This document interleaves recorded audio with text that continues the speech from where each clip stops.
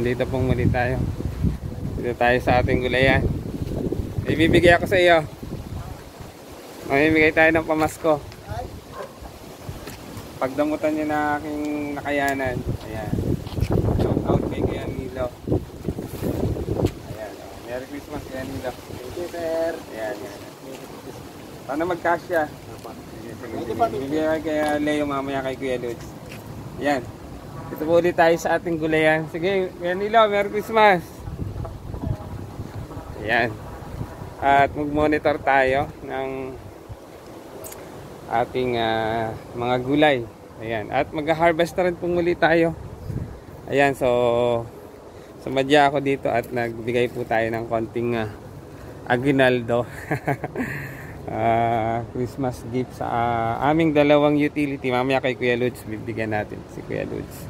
Silang dalawa. Ayan. Sabi nga, share your blessings. Ayan. Ayan, so ang dami pong bunga ng ating, ayan, ito oh, pipino, dalawa sa isang plastic. At ito ang mas maganda, hindi lang dalawa, tatlo, apat po ito dito oh, sa isang net bag. Ayan. So nandito pong muli ang inyong lingkod, ang Maestro Panaderong Gala. Ayan, gulayan updates.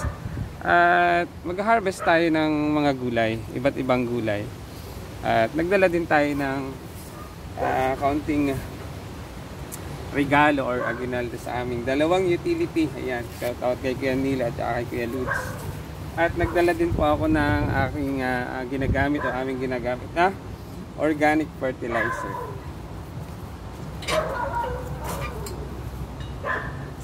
So ito po yun.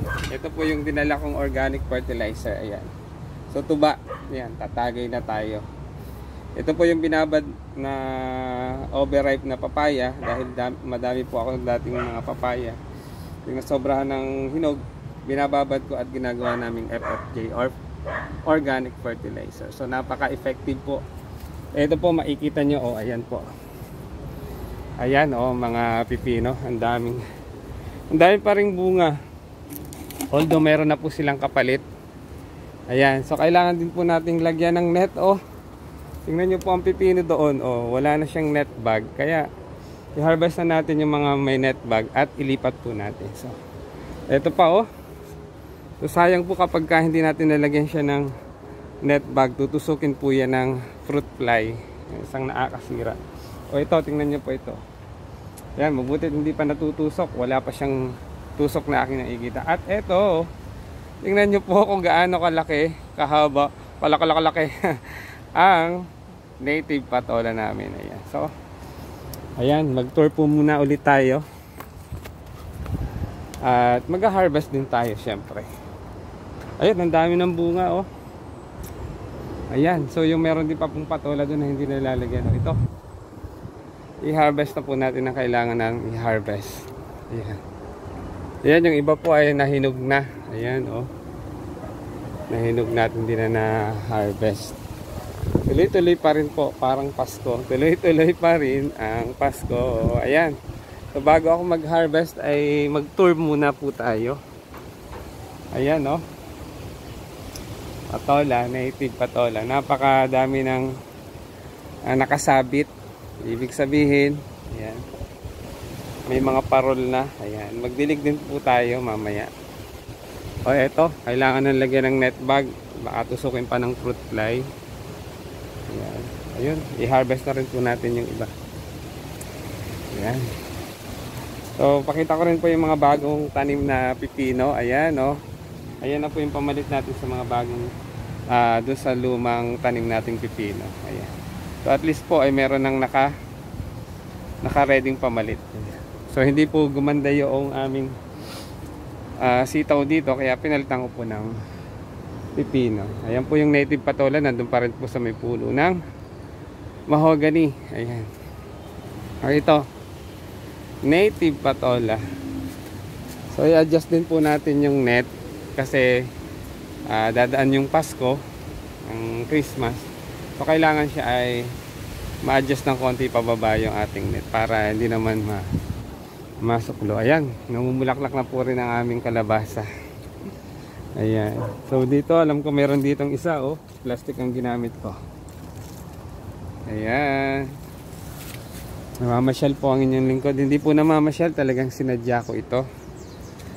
Intention. Sinadya po natin. Siyempre, kailangan po natin i-monitor kahit 3 days ng bakasyon ang inyong lingkod, ay kailangan nating mag-monitor pa rin ng ating gulayan. So, ayan po.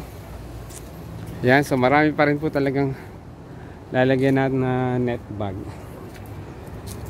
Ayan. So ito pa po, oh. Ayan.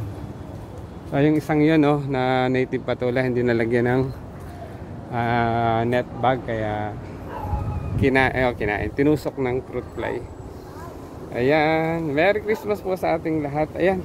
So flex ko lang rin po ulit. Itong isa kasi pong sangklat. Ayan. Ay bakante, kaya dito ko po itinanim yung mga bagong possible nating mga pipino. Ayan, para yung mga pipino po dun sa unahang plat ay although medyo may edad na sila o matagal na, kailangan na po natin palitan. Ito na po yung pamalit natin. Then susunod po dun, baka ampalaya po yung itanim ko. Susunod dito, baka pipino pa rin or yung ating bilog na upo. Ayan. Good morning! Sana po ay nag-enjoy kayo sa aking video, sa aking reels. Kapag nagustuhan nyo po, i-share nyo na po at i-follow nyo na rin po ako sa Facebook, ang Maestro Panaderong Gala at Reynan P. Ricamata. Merry Christmas po! 2 days before Christmas po. Ayan. So, Christmas harvest po tayo ngayon dito sa aming gulayan sa paaralan. Ang dami pong bunga kasi. Ayan, oh, tingnan nyo po ito. Lalagyan natin ng net bag yan. Dahil, ayan, baka umatake po ang ating mga fruit fly. Ayan. Lipat tayo dito. Ayan, yung ibang ating ampalaya is, ayan, natusok na po yan ng fruit fly, kaya medyo naninilaw. Ayan, ito, oh. Medyo adjust natin ng konti yung pabilog yung kanyang pagkapatola. Ito, lagyan natin to. Sayang. Ayan, ito po, ampalaya. Pwede na rin tayo mag-harvest ng ilang ampalaya. Ayan, so ito pa po, may kailangan lagyan ng net. Ayan, oh, ampalaya. Hanggat hindi pa po siya natutusok ng fruit fly. Ayan. Lagyan na natin yan. Oh, ito. Oh, ito po, oh, ang ganda. Medyo malaking ampalaya to. Ayan po, lagyan na natin. At ito po ang sigarilyas at mani, sitaw, bataw. Ang sigarilyas po, ayan po, oh. Ayan, ayan. Ayan po ang bunga ng sigarilyas namin. Ayan. So ang dami na pong namumunga at nag-over the bakod na rin po yung, diba? Lumilipat na sa ibang pala-pala or trellis. Ayan, nandito tayo sa loob ng trellis, pipino at ampalaya. O ito, tingnan nyo po ito. Lalagyan na natin ng net bag yan mamaya or plastic. O ito, pwede na tong i-harvest. O plastic lang pong ginamit ko dyan. O ito, net bag. O ang dami pong bunga. So, ang daming blessings. Ayan. Thank you for watching. Ayan. Sana po ay nag-enjoy. At sana po ay i-share nyo na rin po ang aking videos o ang aking reels para mapanood ng iba. Ayan. Ito po, oh. Mga pipino. Ayun po yung isang malaki, oh. Lagyan natin mamaya ng net bag to. Sayang. Ito, i-harvest na po natin tong isang to. So ayan, sana po ay nag-enjoy kayo. Ito, lagyan din natin ng net bag. Tutusukin siya ng fruit fly. Sana po ay nag-enjoy kayo sa aking video, sa aking reels. Ayan, kapag nagustuhan nyo po, syempre i-share nyo rin po para mapanood ng buong mundo. Ayan, tingnan nyo po, pwede nang i-harvest to.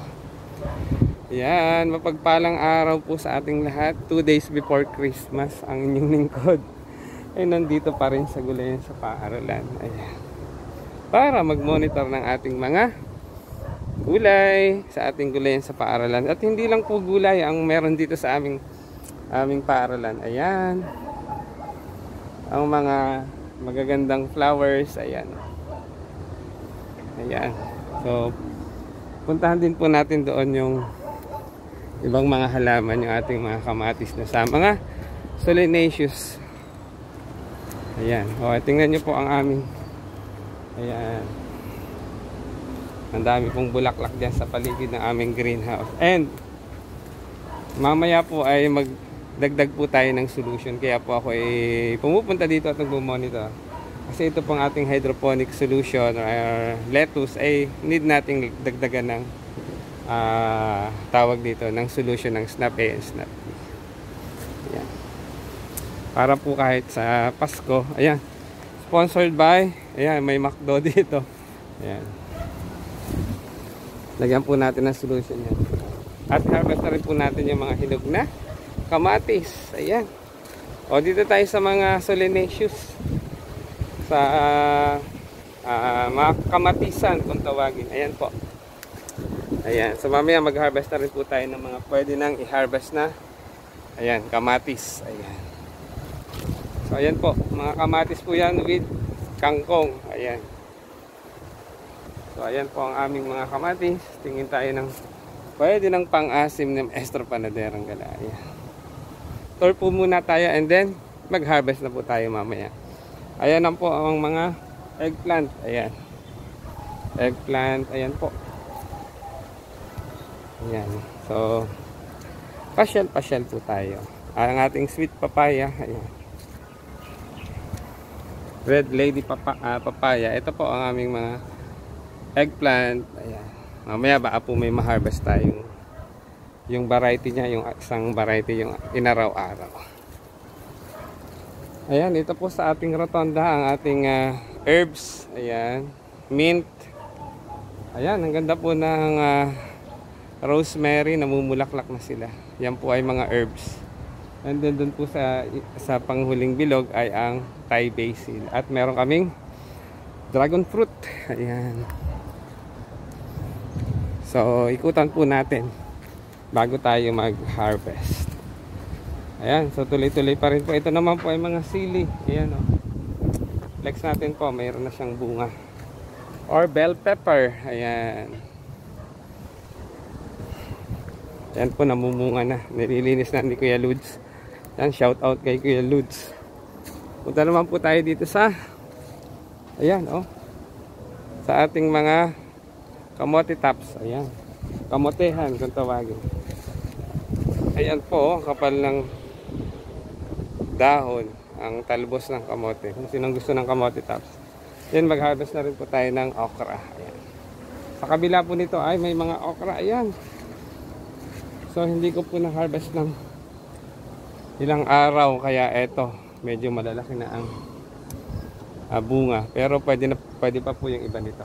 Basta at least, ito po tips, basta po yung bunga ng okra is napuputol ang dulo, it means mura pa po siya at pwede pa po siya. Ayan, so salamat po sa panonood. Sana po ay nag-enjoy kayo sa aking video, sa aking reels. Kapag nagustuhan nyo po, i-like nyo po and i-share nyo rin po para mapanood ng buong mundo. Ayan. So ganito po kalawak ang aming gulayan sa paaralan. Muli, ito po ang inyong lingkod, ang Maestro Panaderong Galaya, nagsasabing mapagpalang araw, magandang araw po sa ating lahat. God bless us all. At ayan po, 2 days before Christmas. Ayan, Merry Christmas in advance po sa ating lahat. So wag po natin kalimutang magpasalamat sa Panginoon. Ano man po ang ating natatanggap, material man o di material na biyaya galing sa Kanya. Shout out po pala sa ating mga Team Krong Kaway. Ayan, salamat po sa suporta. Sa ating mga kagulay, mga ka-agri, mga kasaka, at sa ating pong mga kapartner at stakeholder sa ating gulayan sa paaralan. Ang aming stakeholder na DA Regional Field Office ng under sa NUPAP program. At sa mga heads and kawani po doon ay maraming salamat po din sa ating mga technician, agriculturist ng ating Department of Agriculture ng Calamba. Shoutout po sa inyo, Ma'am Julie, Ma'am Sally, Ma'am Garrett, Ma'am AC, at sa inyo pong lahat dyan. Sir Leo, ayan, salamat po sa inyong assistance. Muli, Ito po ang inyong lingkod at ang Maestro Panaderong Galang nagsasabing mapagpalang araw po sa ating lahat and advance Merry Christmas. Thank you for watching. I-share na yan.